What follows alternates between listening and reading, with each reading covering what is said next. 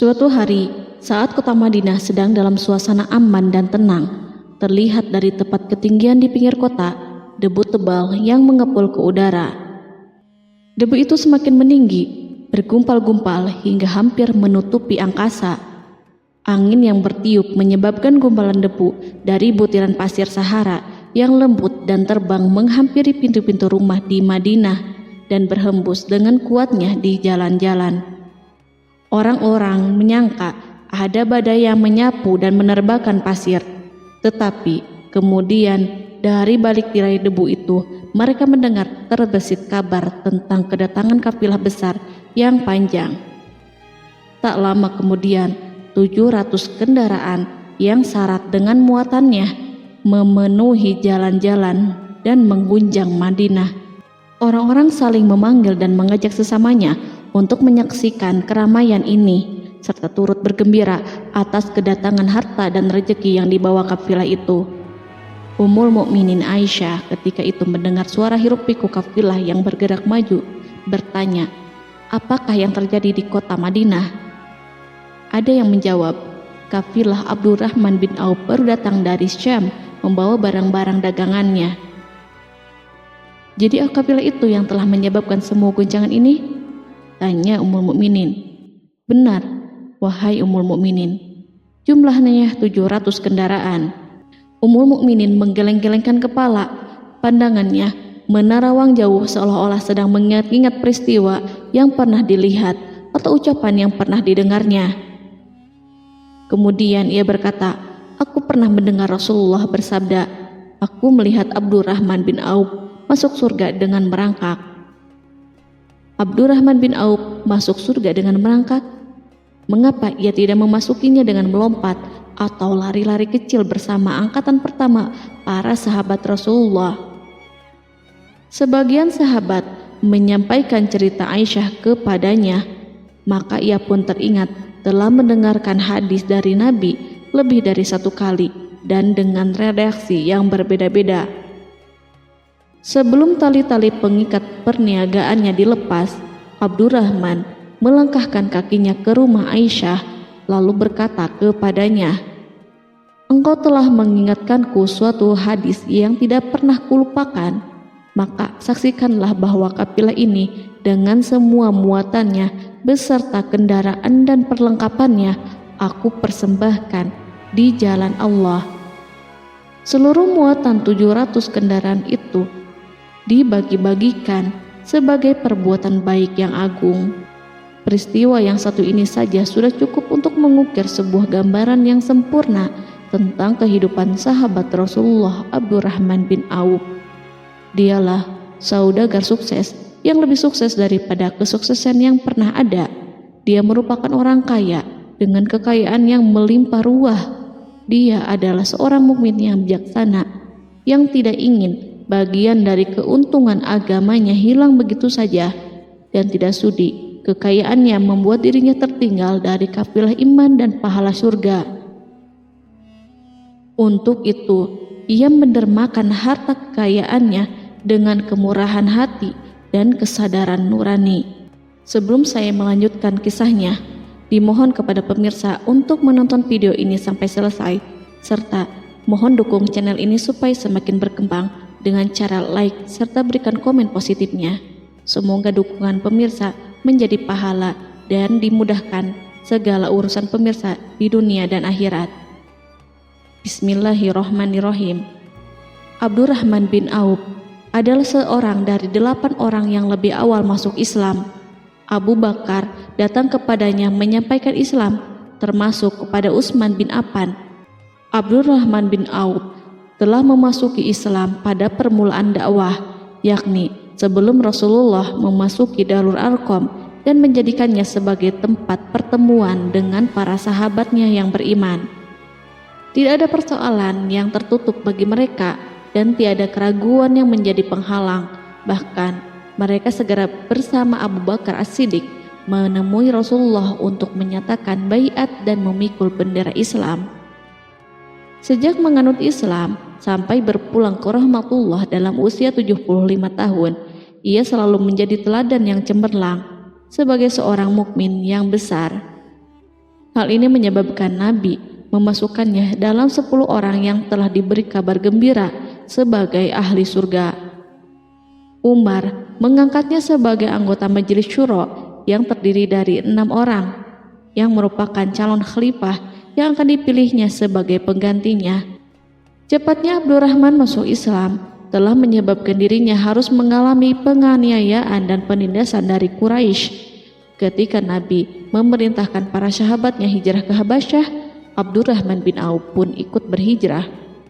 Kemudian ia kembali lagi ke Mekah, lalu hijrah untuk kali keduanya ke Habasyah, dan selanjutnya hijrah ke Madinah. Keuntungannya dalam perniagaan sangatlah besar, hingga mencapai batas yang membuat dirinya merasa takjub dan heran, sehingga ia berkata, "Sungguh aku melihat diriku ini, seandainya mengangkat batu, niscaya aku temukan emas dan perak di bawahnya." Perniagaan bagi Abdurrahman bin Auf bukanlah jenis perdagangan yang tercela maupun monopoli. Bahkan ia sendiri bukanlah orang yang berlomba-lomba untuk mengumpulkan harta atas dorongan agar menjadi orang kaya. Sekali-kali bukan itu, melainkan suatu amal dan kewajiban yang keberhasilannya akan menambah kedekatan jiwa kepada Allah dan berkorban di jalannya. Abdurrahman bin Auf adalah seorang yang kuat emosi jiwanya, di mana ia menemukan kepuasan emosinya itu dalam amal yang mulia. Apabila ia tidak sedang sholat di masjid dan tidak sedang berjihad dalam peperangan, ia pasti sedang mengurus perniagaannya yang berkembang pesat. Sehingga kafilah-kafilah dari Mesir dan Syria membawa ke Madinah barang-barang muatan yang dapat memenuhi kebutuhan seluruh jazirah Arab, baik pakaian maupun makanan. Yang menunjukkan kepada kita bahwa seorang yang kuat emosi jiwanya adalah ketika kaum muslimin hijrah ke Madinah. Rasulullah pada waktu itu menerapkan aturan untuk mempersaudarakan 2 orang sahabat, salah seorang dari muhajirin warga Mekah dan yang lainnya dari Ansor penduduk Madinah. Persaudaraan ini berjalan dengan sempurna hingga membuat hati terpesona. Orang-orang Ansor yang merupakan penduduk asli Madinah membagi seluruh kekayaan miliknya menjadi 2 dengan saudaranya dari kalangan muhajirin. Bahkan istri pun direlakannya. Ketika itu Rasulullah mempersaudarakan antara Abdurrahman bin Auf dengan Sa'ad bin Rabi. Sa'ad bin Rabi berkata kepada Abdurrahman, "Saudaraku, aku adalah penduduk Madinah yang paling banyak harta. Silahkan pilih separuh hartaku dan ambillah. Aku juga mempunyai 2 istri. Perhatikanlah yang lebih menarik hatimu, dan aku akan menceraikannya sehingga engkau dapat memperistri dirinya." Abdurrahman bin Auf pun menjawab, "Semoga Allah memberkahi dirimu dalam istri dan hartamu. Tunjukkanlah kepadaku letak pasar." Abdurrahman pergi ke pasar. Ia berjual beli di sana dan mendapatkan keuntungan. Kehidupan Abdurrahman bin Auf di Madinah, baik semasa Rasulullah maupun sepeninggalnya beliau, selalu ditunaikannya dengan sempurna untuk memenuhi hak agama dan beramal di dunia. Perniagaannya sukses dan menguntungkan. Seperti diungkapkannya sendiri bahwa seandainya ia mengangkat batu dari tempatnya, pasti ia akan mendapatkan emas dan perak di bawahnya. Salah satu faktor yang membuat perniagaannya berhasil dan mendapatkan berkah adalah karena ia sangat selektif untuk berniaga yang halal dan benar-benar menjauhkan diri dari segala bentuk jual beli yang haram, bahkan yang syubhat sekalipun. Selain itu, faktor yang menambah kejayaan dan keberkahannya adalah labanya yang bukan untuk Abdurrahman sendiri, melainkan di dalamnya terdapat bagian Allah yang ia penuhi dengan baik. Ia menggunakan hartanya untuk memperkokoh hubungan kekeluargaan dan mengeratkan tali persaudaraan, serta menyediakan perlengkapan yang diperlukan untuk tentara Islam. Bila total perniagaan dan kekayaan yang lainnya ditambahkan keuntungan yang diperolehnya dihitung, jumlah kekayaan Abdurrahman bin Auf itu dapat diperkirakan dengan memperhatikan jumlah yang dibelanjakannya di jalan Allah. Suatu hari, ia mendengar Rasulullah bersabda, "Wahai Ibnu Auf, engkau termasuk golongan orang kaya dan engkau akan masuk surga dengan merangkak." Karena itu, pinjamkanlah kekayaan itu kepada Allah agar Dia mempermudah langkahmu." Sejak ia mendengar nasihat Rasulullah ini dan menyediakan bagi Allah pinjaman yang baik, Allah justru semakin melipat gandakan kekayaannya hingga berlimpah ruah. Suatu hari, ia menjual tanah seharga 40.000 dinar. Kemudian uang itu dibagi-bagikan semuanya untuk keluarganya dari Bani Zuhrah, untuk para istri Nabi, dan untuk kaum muslimin yang miskin. Pada kesempatan lain, ia menyerahkan 500 ekor kuda untuk perlengkapan tentara Islam. Pada hari yang lain, ia menyerahkan 1.500 kendaraan unta. Menjelang wafat, ia mewasiatkan 50.000 dinar untuk diinfakkan di jalan Allah. Ia juga berwasiat bagi setiap orang yang ikut perang Badar dan masih hidup, masing-masing mendapatkan 400 dinar. Hingga Utsman bin Affan juga mengambil bagian dari wasiat itu, meskipun termasuk orang yang kaya. Ia berkata, harta Abdurrahman bin Auf halal lagi bersih, dan memakan harta itu membawa keselamatan dan keberkahan. Ibnu Auf adalah seorang yang mengendalikan hartanya, bukan dikendalikan oleh hartanya. Sebagai buktinya, ia tidak mau celaka dengan mengumpulkan dan tidak menyimpannya. Bahkan ia mengumpulkannya dengan tetap merendahkan hati dan dari jalan yang halal. Kemudian harta itu tidak dinikmati untuk kepentingannya sendiri, melainkan untuk dinikmati bersama keluarga, kerabat, rekan-rekan, dan masyarakat seluruhnya. Karena begitu luas pemberian serta bantuannya, ada yang mengatakan seluruh penduduk Madinah berserikat dengan Abdurrahman bin Auf pada hartanya. Sepertiga dipinjamkannya kepada mereka, sepertiga lagi dipergunakannya untuk membayar hutang-hutang mereka, dan sepertiga sisanya dibagi-bagikan kepada mereka. Harta kekayaan ini tidak akan pernah membuat kelegaan dan kesenangan pada dirinya selama ia belum menemukan jalan untuk membela agama dan membantu rekan-rekannya. Adapun untuk selain itu, ia selalu merasa khawatir terhadap kekayaannya. Pada suatu hari, dihidangkan kepadanya makanan untuk berbuka karena waktu itu sedang berpuasa. Ketika pandangannya tertuju pada hidangan tersebut, selera makannya pun bangkit. Namun, ia justru menangis sambil berkata, "Mus'hab bin Umair telah gugur sebagai syahid dan ia jauh lebih baik daripada aku. Ia hanya mendapat kafan sehelai kain yang jika ditutupkan ke kepalanya, maka kelihatan kakinya, dan jika ditutupkan ke kedua kakinya, terbukalah kepalanya. Demikian pula Hamzah yang jauh lebih baik daripada aku. Ia pun gugur sebagai syahid, dan saat akan dikuburkan hanya mendapatkan sehelai selendang. Dunia ini telah dihamparkan kepada kami seluas-luasnya, dan hasil sebanyak-banyaknya telah diberikan kepada kami. Sungguh kami khawatir bila pahala kebaikan kami telah disegerakan balasannya di dunia." Pada peristiwa lain, sebagian sahabat berkumpul bersamanya menghadapi jamuan makan di rumahnya. Tak lama setelah makanan diletakkan di hadapan mereka, Abdurrahman menangis sehingga rekan-rekannya bertanya, "Apa yang membuatmu menangis, wahai Abu Muhammad?" Ia pun menjawab, "Rasulullah telah wafat, dan semasa hidup beliau beserta keluarganya tidak pernah merasakan kenyang makan roti gandum. Apa harapan kita apabila dipanjangkan usia tetapi tidak menambah kebaikan bagi kita?" Demikianlah, kekayaan yang melimpah itu sedikit pun tidak membangkitkan kesombongan dan takabur dalam dirinya. Bahkan orang-orang mengatakan tentang dirinya, seandainya seorang asing yang belum pernah mengenalnya kebetulan melihatnya sedang duduk bersama budak-budaknya, niscaya ia tidak bisa membedakan di antara mereka. Tetapi bila orang asing itu mengenal satu saja sisi jihad Ibnu Auf dan ujian yang dihadapinya, ia pasti langsung mengetahui siapa dia.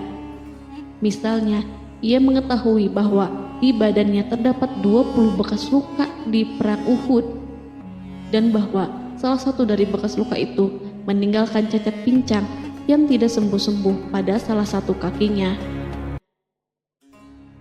Contoh lain, beberapa gigi serinya rontok di perang Uhud yang menyebabkan kecedalan yang jelas pada ucapannya. Saat orang asing itu tahu salah satu sisi ini, ia pasti menyadari bahwa laki-laki yang berperawakan tinggi dengan wajah berseri, kulit halus, pincang, cedal sebagai tanda jasa dari perang Uhud, itulah orang yang bernama Abdurrahman bin Auf. Semoga Allah ridho kepadanya. Kita sudah terbiasa memperhatikan tabiat manusia, bahwa harta kekayaan itu biasanya menyebabkan seseorang suka berkuasa. Artinya, orang-orang kaya selalu gandrung untuk memiliki pengaruh guna melindungi kekayaan mereka dan melipat gandakan pengaruh itu. Selain untuk memuaskan nafsu demi kebanggaan dan kepuasan pribadi, semua ini merupakan sifat yang biasa dibangkitkan oleh kekayaan. Tetapi bila kita melihat Abdurrahman bin Auf dengan segala kekayaannya yang melimpah, menemukan manusia ajaib yang sanggup menguasai watak dasar manusia dalam bidang ini dan melangkahinya ke puncak ketinggian yang istimewa. Peristiwa itu terjadi ketika Umar bin Khattab hendak berpisah dengan rohnya yang suci dan memilih 6 orang di antara mereka, para sahabat Rasulullah, agar memilih salah seorang di antara mereka untuk menjadi khalifah yang baru. Pada waktu itu, semua jari menunjuk kepada Ibnu Auf. Bahkan sebagian sahabat telah menegaskan bahwa dialah yang berhak menjadi khalifah di antara 6 orang itu. Namun, ia menjawab, "Demi Allah, seandainya diambilkan pisau lalu ditaruh ke atas leherku, kemudian kalian menusukkannya sampai tembus, itu lebih baik aku sukai daripada menerima jabatan tersebut." Demikian, saat awal 6 orang terpilih itu mengadakan pertemuan untuk memilih salah seorang di antara mereka untuk menjadi khalifah yang akan menggantikan Al-Faruq, Umar bin Khattab, Abdurrahman telah menyatakan kepada mereka bahwa ia telah melepaskan haknya yang dilimpahkan Umar kepadanya sebagai salah seorang dari 6 calon yang akan dipilih menjadi khalifah. Dengan demikian, kewajiban mereka untuk melakukan pemilihan itu terbatas di antara mereka yang berlima saja.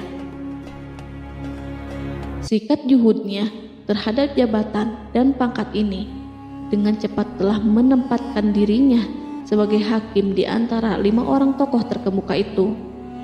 Mereka menerima dengan senang hati agar Abdurrahman bin Auf menetapkan pilihan kepada khalifah itu terhadap salah seorang di antara mereka berlima. Ali mengatakan, "Aku pernah mendengar Rasulullah menyifatimu bahwa engkau adalah orang yang dipercaya oleh penduduk langit dan dipercaya pula oleh penduduk bumi." Ibnu Auf akhirnya memilih Utsman bin Affan untuk jabatan khalifah dan lainnya pun menyetujui pilihannya. Itulah hakikat seorang laki-laki yang kaya raya dalam Islam. Apakah Anda telah memperhatikan bagaimana Islam telah mengangkat dirinya jauh di atas kekayaan dengan segala godaan dan penyesatannya itu, dan bagaimana ia menempa kepribadiannya dengan sebaik-baiknya? Pada tahun 32 Hijriah, tubuhnya berpisah dengan roh. Ummul Mukminin Aisyah memberinya kemuliaan khusus yang tidak diberikan kepada orang lain dengan memberikan usulan kepadanya ketika ia masih terbaring di ranjang menuju kematian agar bersedia dikuburkan di pekarangan rumahnya berdekatan dengan Rasulullah, Abu Bakar, dan Umar. Namun ia memang seorang muslim yang telah dididik Islam dengan sebaik-baiknya, sehingga merasa malu bila dirinya diangkat dan disandingkan dalam kedudukan tersebut. Selain itu, ia telah membuat janji dan ikrar yang kuat dengan Utsman bin Maz'un, yakni jika salah seorang di antara mereka meninggal sesudah yang lain, hendaklah ia dikuburkan di dekat sahabatnya itu. Saat rohnya bersiap-siap memulai perjalanan yang baru, air matanya meleleh, sedangkan lidahnya bergerak-gerak mengucapkan kata-kata, "Aku khawatir dipisahkan dari sahabat-sahabatku karena kekayaanku yang melimpah ruah." Namun, ketenangan dari Allah segera menyelimutinya. Lalu senyuman tipis menghiasi wajahnya disebabkan sukacita yang memberi cahaya dan kebahagiaan yang menenteramkan jiwa. Ia memasang telinganya untuk menangkap sesuatu, seolah-olah ada suara yang lembut merdu yang datang mendekat. Ia sedang mengenang kebenaran sabda Rasulullah yang pernah beliau ucapkan, Abdurrahman bin Auf di dalam surga. Ia barangkali juga sedang mendengarkan janji Allah dalam kitabnya. Orang yang menginfakkan hartanya di jalan Allah, kemudian tidak mengiringi apa yang diinfakkan itu dengan menyebut-nyebut dan menyakiti perasaan penerima, maka memperoleh pahala di sisi Rabb mereka. Tidak ada rasa takut pada mereka dan mereka tidak bersedih hati. Quran Surat Al-Baqarah ayat 262.